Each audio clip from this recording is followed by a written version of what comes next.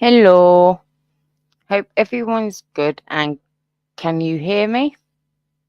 And can you see me?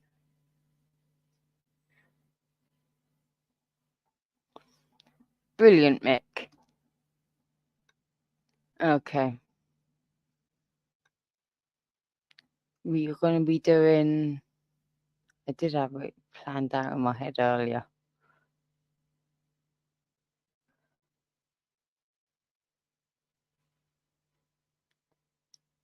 Hello, Paul. Hope you're good. And Mick, hope you're good. Hmm.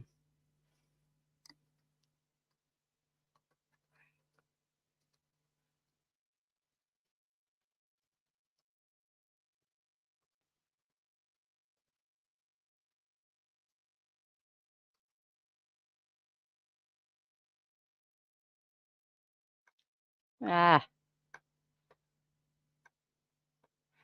reject.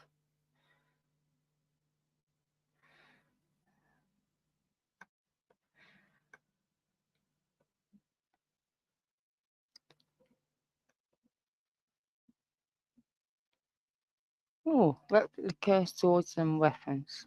That sounds interesting.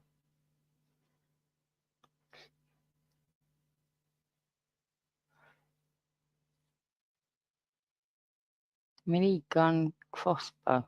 Oh.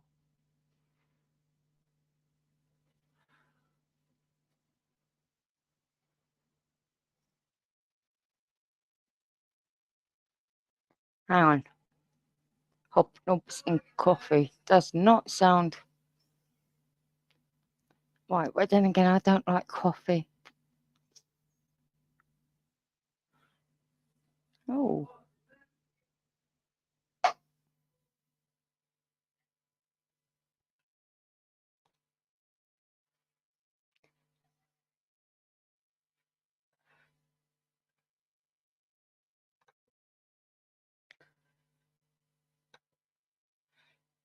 Uh, th-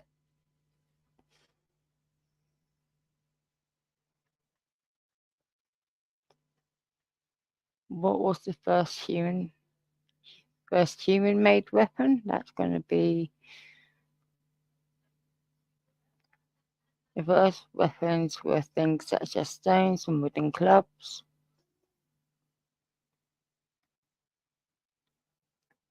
Early people used such objects to protect themselves and to hunt for food. Mm-hmm. Oh, the oldest weapon in the world.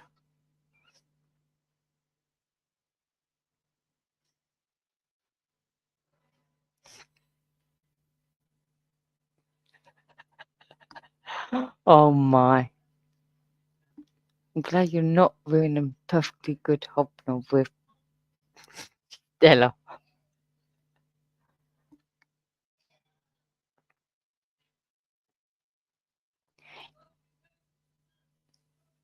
If you can hear really loud talking, that's because my mum has just come back from a Wolf Tones concert.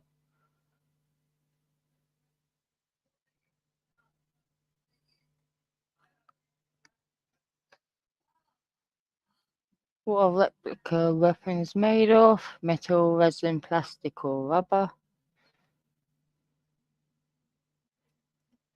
Hello, Mandy. Hello, Alison.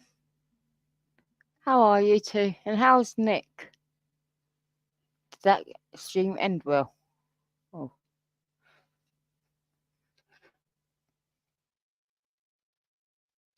that's good, Mick.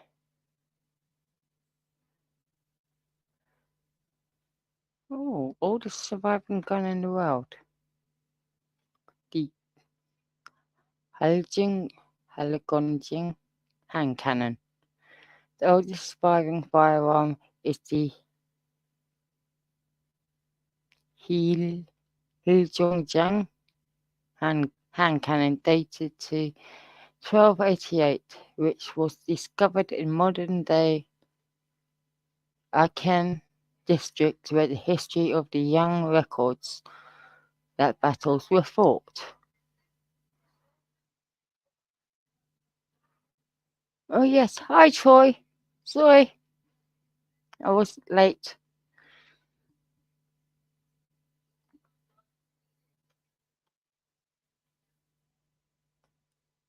Hmm. The oldest gun still around is.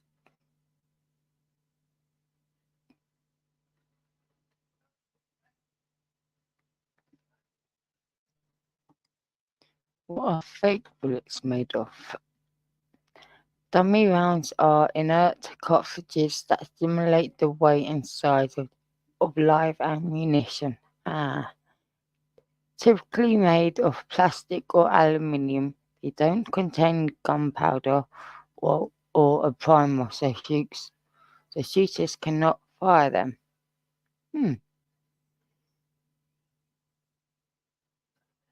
No, I forgot. Paul,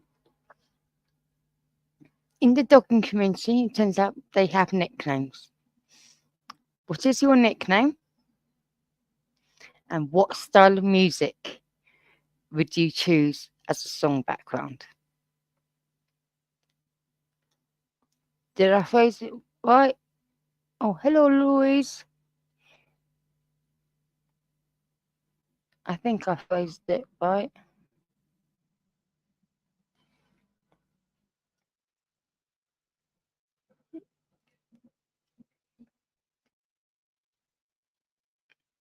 Who has the lowest gun death rate? Take to Singapore. Okay.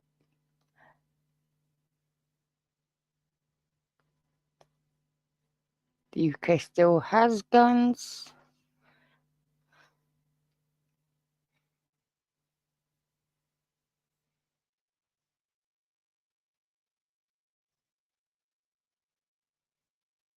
Yep, that's a better way to ask.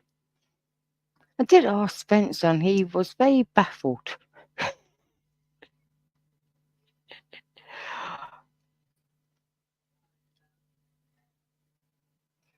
Okay.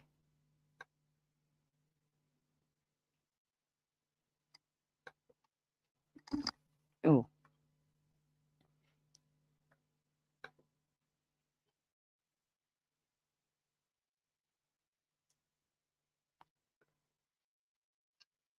okay. Weird ancient weapons.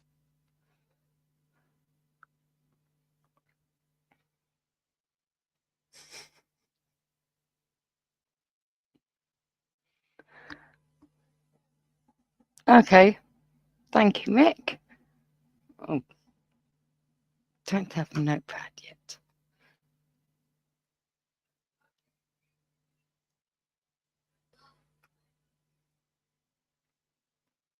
No.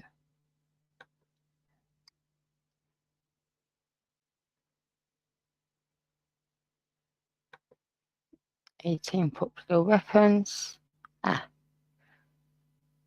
I'll just accept. Can't bother to deal with that.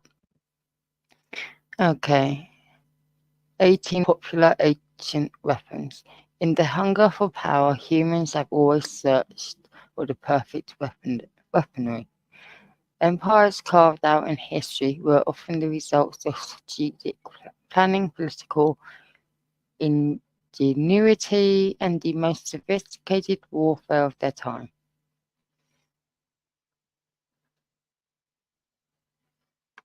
Go away, thank you.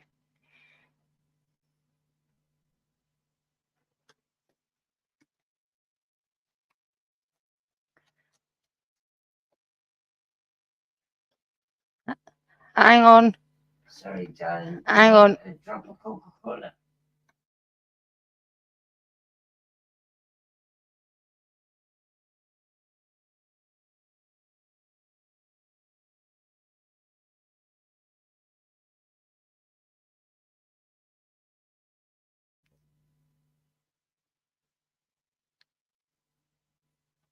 Okay. I was about to look for a notepad. Hang on.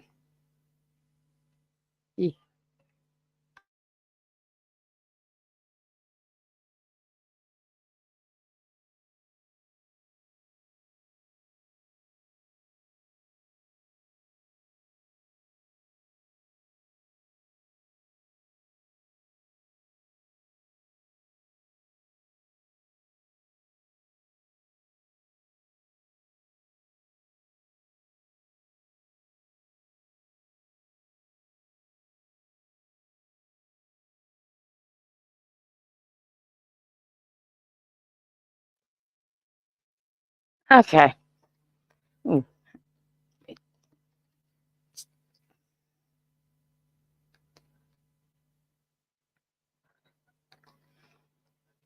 Yay.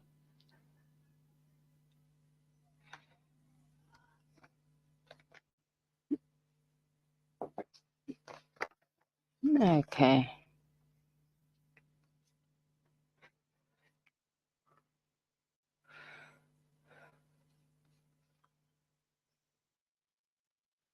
Oh, I,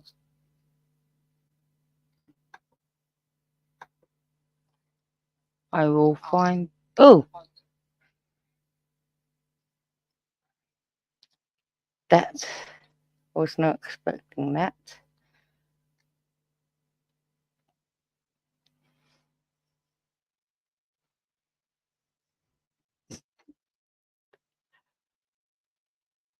Can you hear me again? Yes. Oh,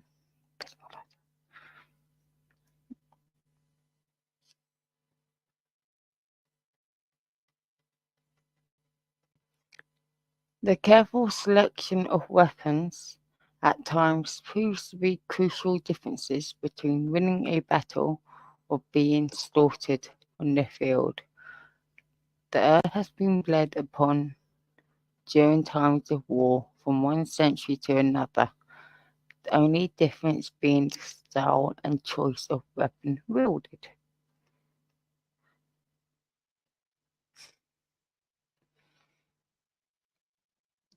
The Roman scissor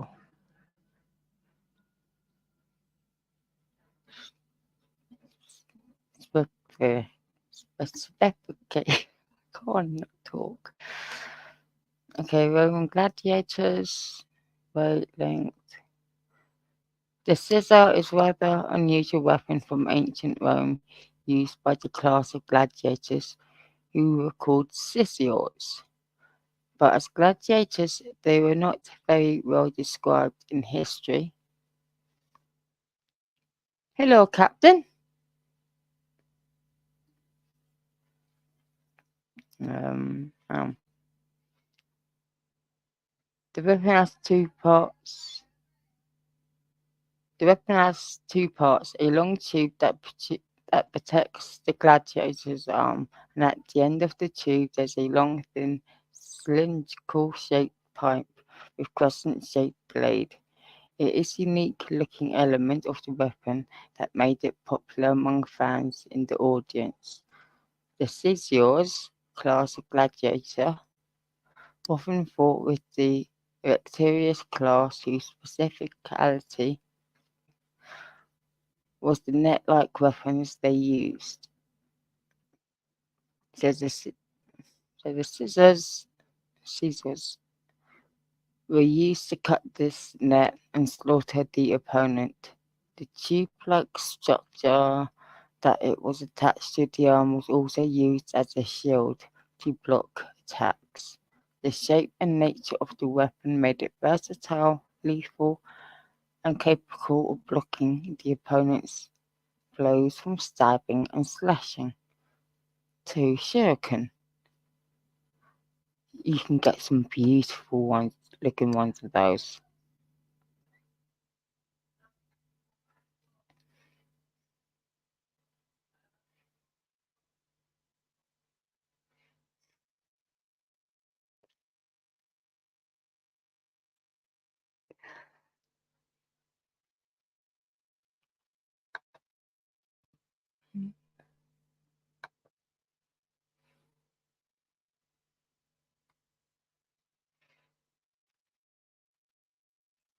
Very good question.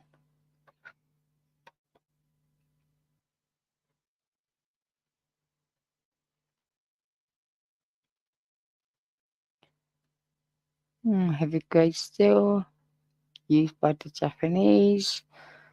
The shuriken is a well-known Japanese weapon often described in popular culture as the ninja star. It is used as a concealed weapon for self-defense rather than direct attack. The shuriken comes in different varieties. The era of the Hara shuriken, most recognizable in popular culture, It is a pointed weapon like a star with varying numbers of edges and styles. It is made out of sharp edged materials such as metal or coins. The exposed parts of the body, like the eyes, hands, and face, etc., are more vulnerable to the shuriken. It is often used by the samurai as part of their weaponry. The effect of the shuriken was to generate an attack as if made by an invisible swordsman.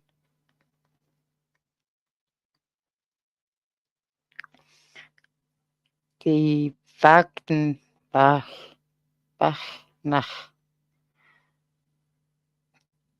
I'm butchering some of these words, I know I am. Definitely butchering it. Okay, it's used by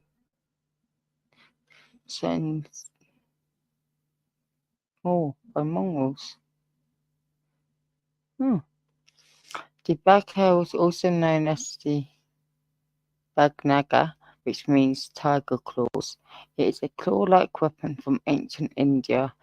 The weapon was based on the claws of big cats. There are 4 sharp curved blades, which were used to slash through the skin and muscle. There are 2 holes on the side of the weapon to fit in the number. And why did I say number? To fit in its thumb and the pinky finger, which allows the user to conceal the blades within the palm. An additional knife-like weapon was also added to the sides, which could be used for stabbing and thrusting. The Baghdad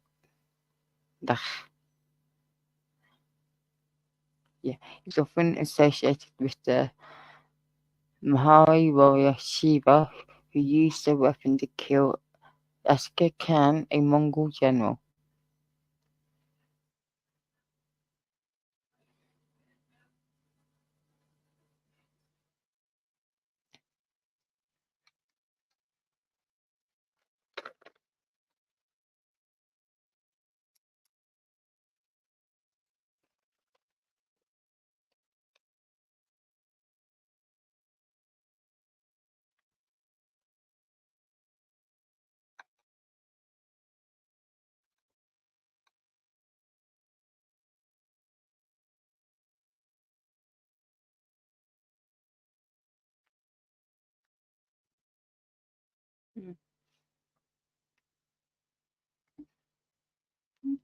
And one man captain.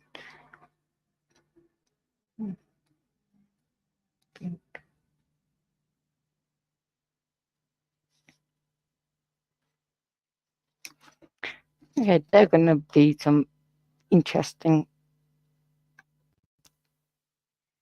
songs. Definitely gonna be some interesting songs. Oh my. The metal. Still used by Indians. The metal is another weapon from ancient India. It is also more commonly known as the maru.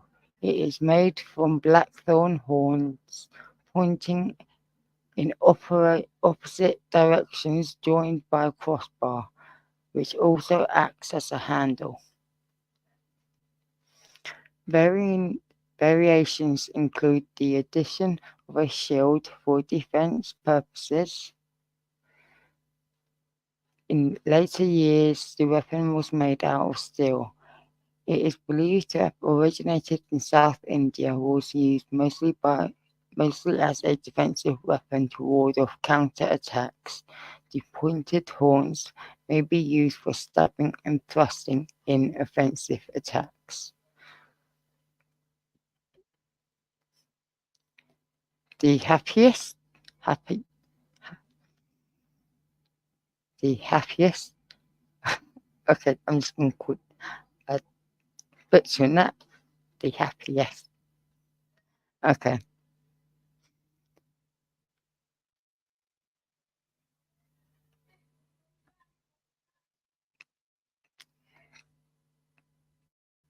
definitely a lightsaber.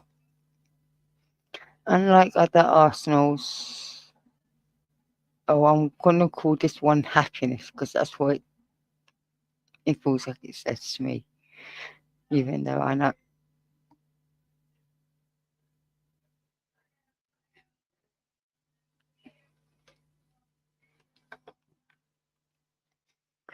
Hang on. Isn't unlike other arsenals and weapons on the list, the happiest is a weapon. It's not a weapon, but rather an elite infantry soldier who served in the army. Okay. Okay. The Hepatast. Hepatast, that sounds a bit better, I think. In Greek translates as shield bearer, the happier, the whatever this is, weapon is called.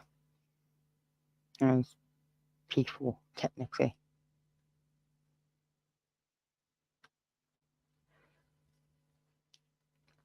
Okay.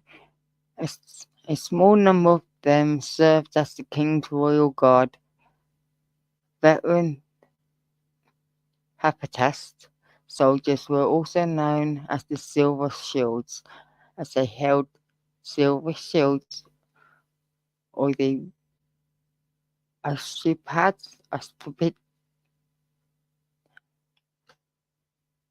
there.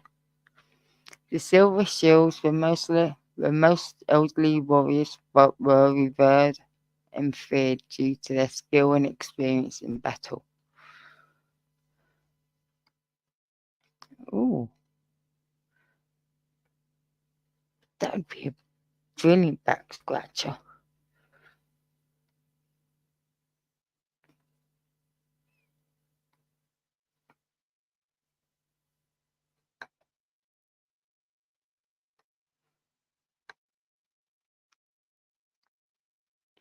Definitely. Okay, iron used by Chinese. The ancient Chinese weapon, the Zhao, is one of the most unusual weapons in history. The character for Zhao in Chinese translates as claw or animal feet. The weapon has long handle and a claw-like figure with sharp blades.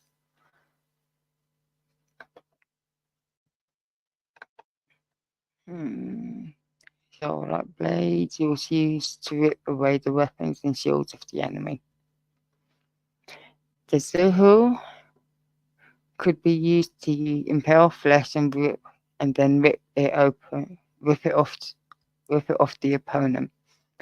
It has the capacity to pull a soldier from mounted horse if used professionally. The weight of the Iron Zuhu is also heavy enough to kill and can be used for bludgeoning, but they are sharp. But their sharp claws make it more dangerous and leave the opponent exposed to multiple risks. Ooh, the Shortel, that looks beautiful. Yes.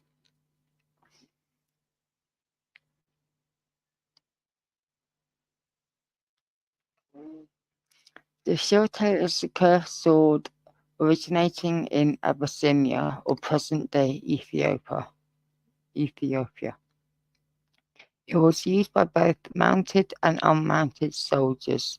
The blade is semi-curved, and the curved nature of the sword was focused on delivering stabs to vital organs like the kidneys and the lungs, as it could strike over the shield of the opponent.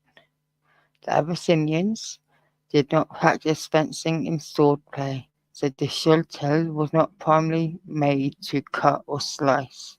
The blade is flat, double-edged, and about 40 inches long. The hilt is a simple wooden piece. It is believed to have originated during the medieval times and withstood Western influences during the 19th century. Wow.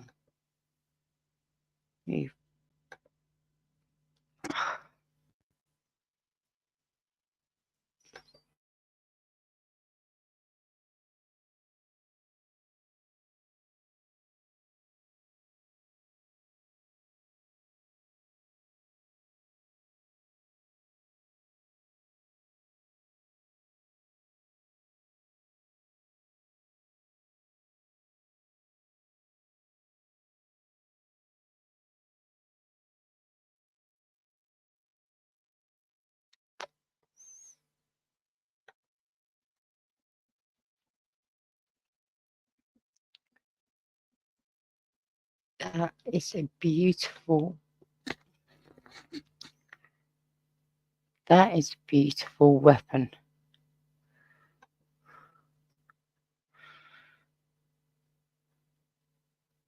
Absolutely beautiful. And something you would definitely see in a computer game. Ancient Egyptians. The Khopesh is a sickle sword from ancient Egypt. Swords were not common in Egypt, and daggers, with short swords of different types, were often used, with the exception of the Khopesh. The Khopesh is a thick, crescent-shaped blade. It is around 50 to 60 centimeters long. The inside of the hook is not sharpened, but the outer part has a simple cutting edge. The weapon could also be used as a hook and a bludgeoning tool. It was often made of bronze or iron. Some pharaohs have been portrayed with the Khopesh, and some were found in their tombs. The Spartan Hoplon shield. Hoplon.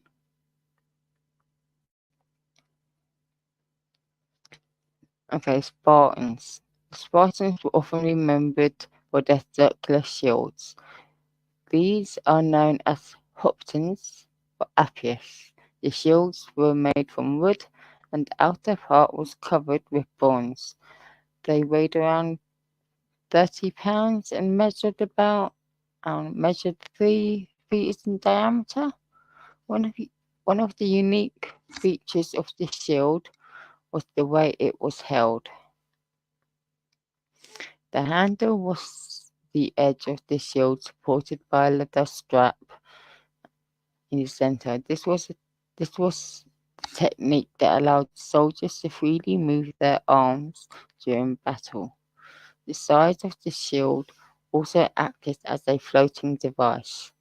The, the shield could be used for bludgeoning, killing due to its weight and blunt nature. The shields were primarily for defense purposes. That was used for Spartans to gain an element of surprise.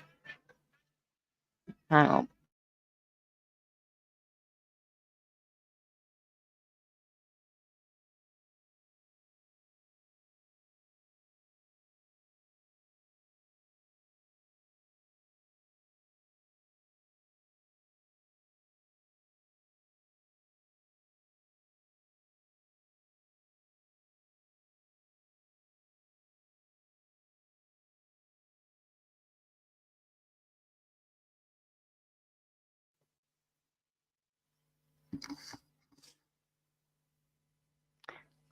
Thank you, Captain, and good night.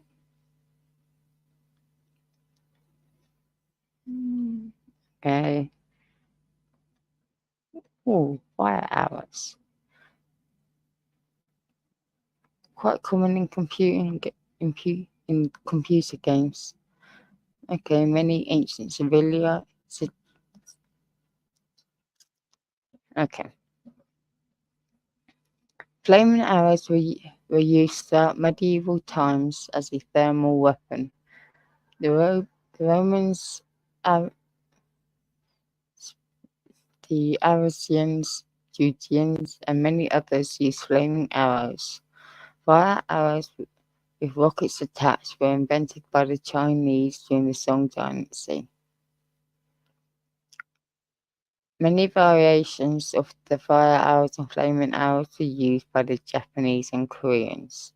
The simplest flaming arrow had oil or resin-soaked cloth tied below the arrowhead. These were very effective against wooden structures. I bet they would be. In the fire arrow developed by the Chinese, a gunpowder-filled pouch was attached to the shaft of the arrow to provide propulsion force. It was launched from a platform through cylinders or boxes that could hold up to 1,000 of them. Propelled by gunpowder, the arrows had a range around 1,000 feet. Wow. Oh, there's those finger ones. The Kakut.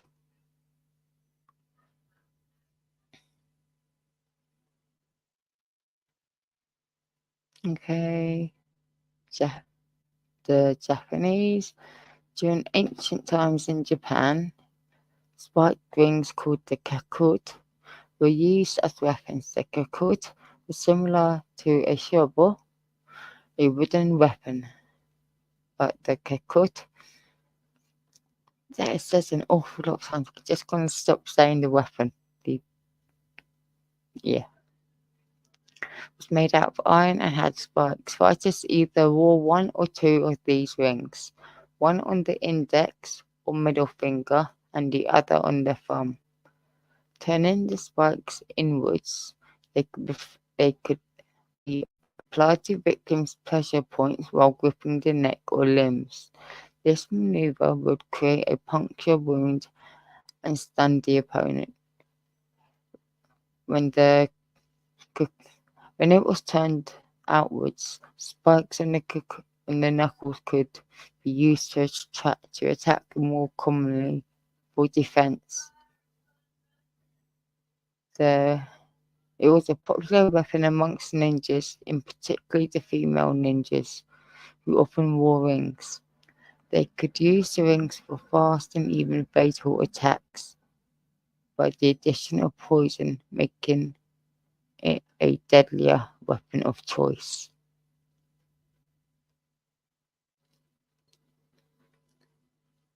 Hello, Nick.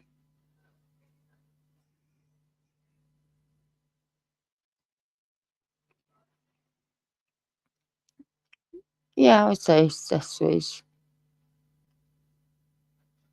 They are some nice swords.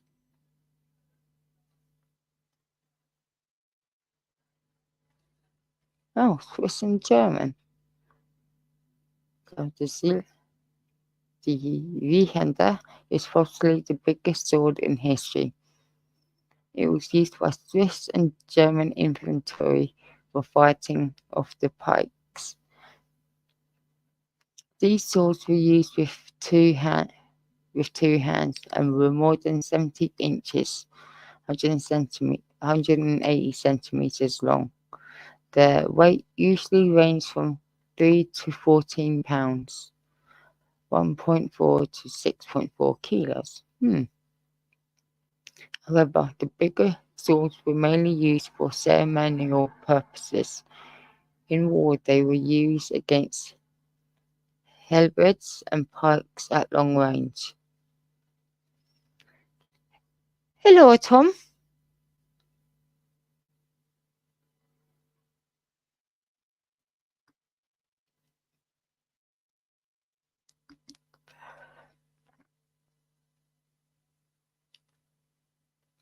I could type gibberish and see what happens. Yeah. Some of the Zweihanders featured a blade with a part that wasn't sharpened, known as the risos, the ricossa, the ricossa.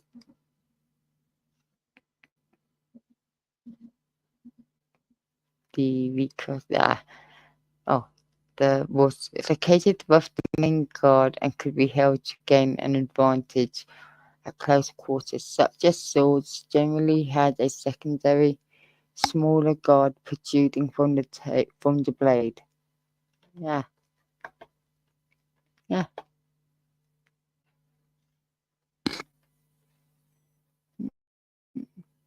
Oh, that looks very nice there. Hang on.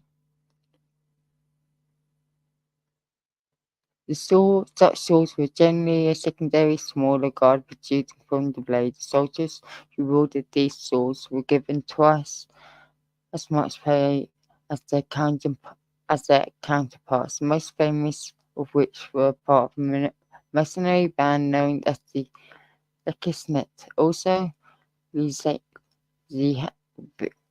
handlers were popular. Eventually, their use became limited to ceremonies only. They were replaced by pikes that could be handled more efficiently. The Haladai, the Haladi, that just looks beautiful.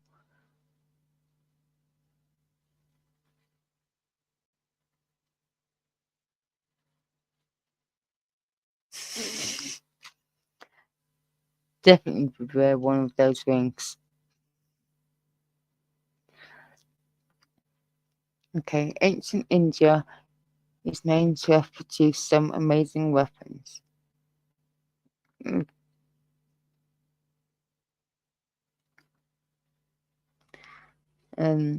Amazing weapons, in particular the Haldai, the Raj, the Raputs, lethal weapon. The Raputs were ancient Indian warriors who led lives of combat and honor. The Haladite, a double-edged knife, was one of their weapons of choice. The double-edged blades were attached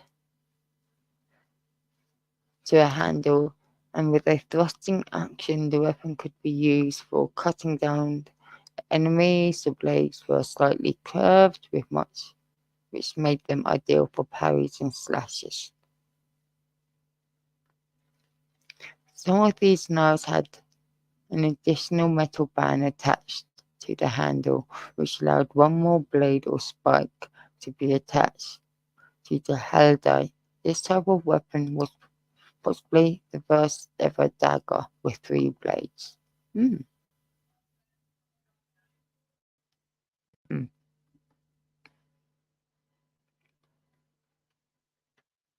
And what was this one again? The Altali. Oh,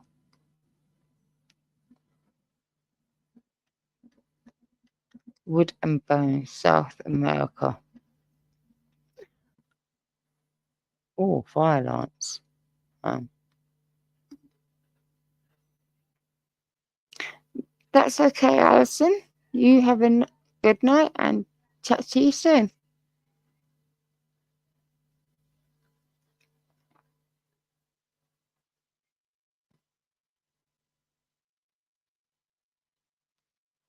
Yeah, was a dart-like weapon used in the Stone Age.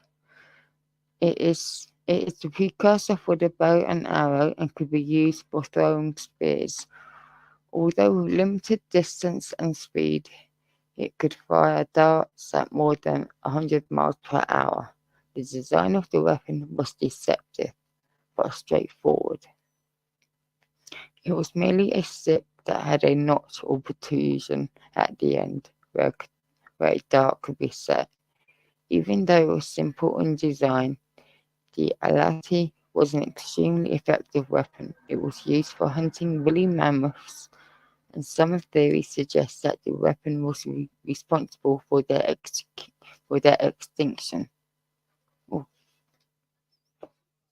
oh, my leg, my foot, oh,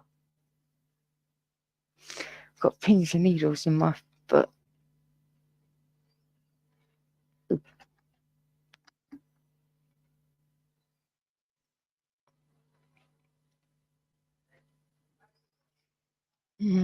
Okay. The weapon itself was made of wood with high flexibility, and it was this flexibility which contributed to its speed. When the darts were launched, the weapon bent significantly, allowing the darts to be fired at high velocity. This ancient weapon was common, and there is much archaeological evidence of its use. It was eventually replaced by the bow and arrow because it was easier and more comfortable to use. The fire lance. That just looks like a modern day firework. Modern day firework.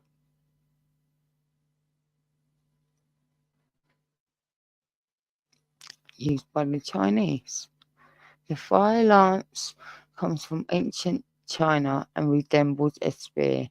It could fire projectiles filled with gunpowder. The first form of the weapon had a spear to which a bamboo tube was strapped. The tube contained sand which could be used for blinding the enemy and gaining an advantage at close quarters.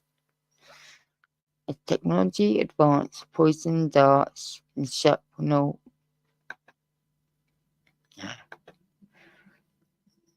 the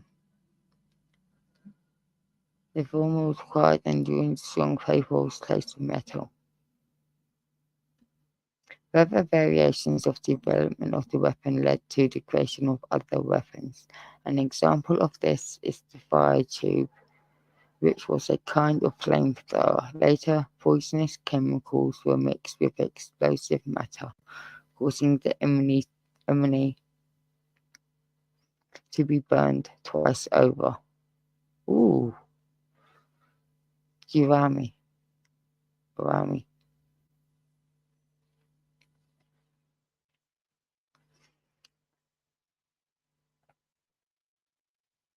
Wow.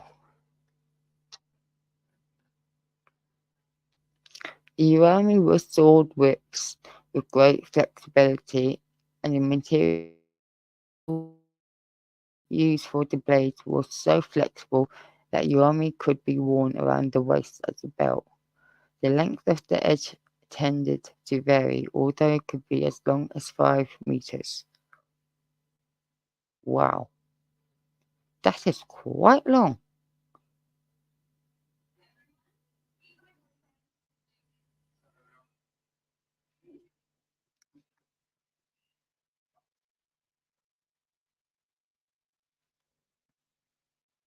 Damn, that's big.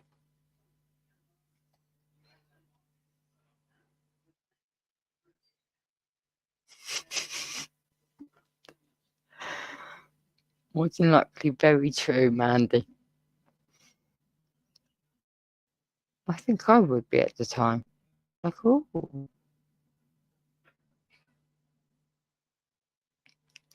Okay,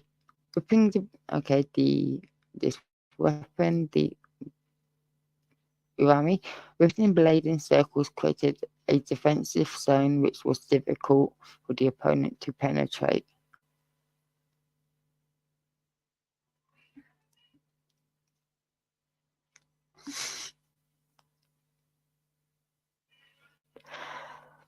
The Urami was sharpened on both sides, so it's even riskier for the user to wield it and require extensive training to master. It took great skill to perform simple actions like a change of direction or bringing the weapon to a stop.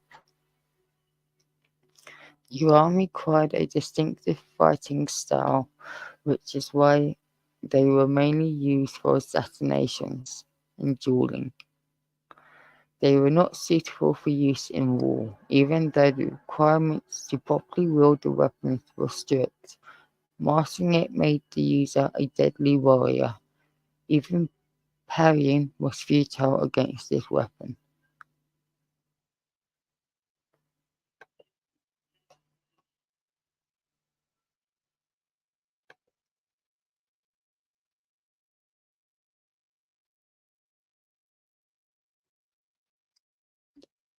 Because that's just a big giant crossbow from the looks of it.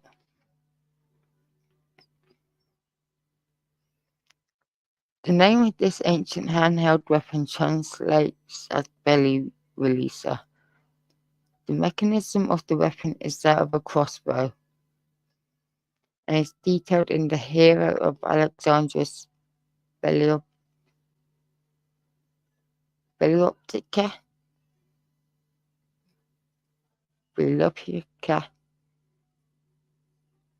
The design of the crossbow is unique. User places his belly at one end of the weapon, pressing it down hard, and the high potential energy resulted in great range. It was very accurate because the user could take time to aim it properly. Now, if you're at a war, how can you take the proper time to aim it?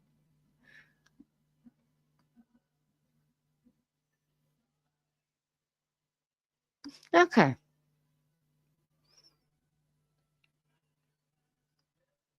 The Gazette, cross invented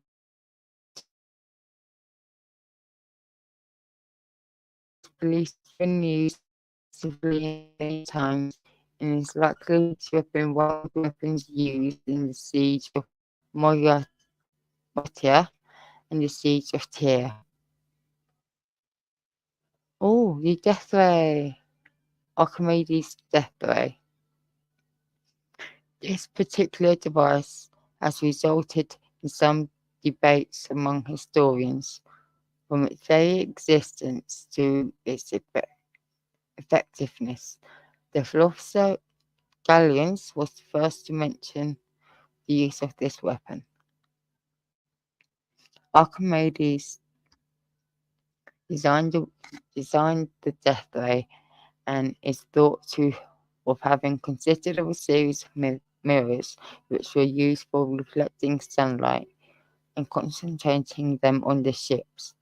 Concentrating the light resulted in a temperature increase, eventually causing the ships to burn. There have been several tests conducted to prove or disprove of the credibility and the potential for Archimedes' death ray. It has indeed been found to be practically possible to set ships on fire with it if they were stationary, but a stationary target is not often the case in real life. The undulating waves and the movement of the ships had to be taken into account, and for this reason, the credibility of this weapon remains questionable. Weapons from the ancient world were nasty, brutal, and ruthless. They are not only unique, but also displayed high levels of analytical and critical skill from the past. Their uniqueness and the material they were made from could be enough to startle and then eventually slaughter the enemy. Weapon choice was often a crucial part of their battle strategy. For example, Spartans used their big hooflon shields along with other weapons to march forwards and disarm the opponent.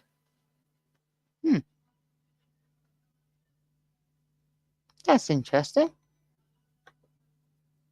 Okay, everyone, I hope you enjoyed this. I found it interesting. And I'm going to let you all go because I need to find out what the heck is going on and find out how the concert went. So you all take care and I'll chat to you.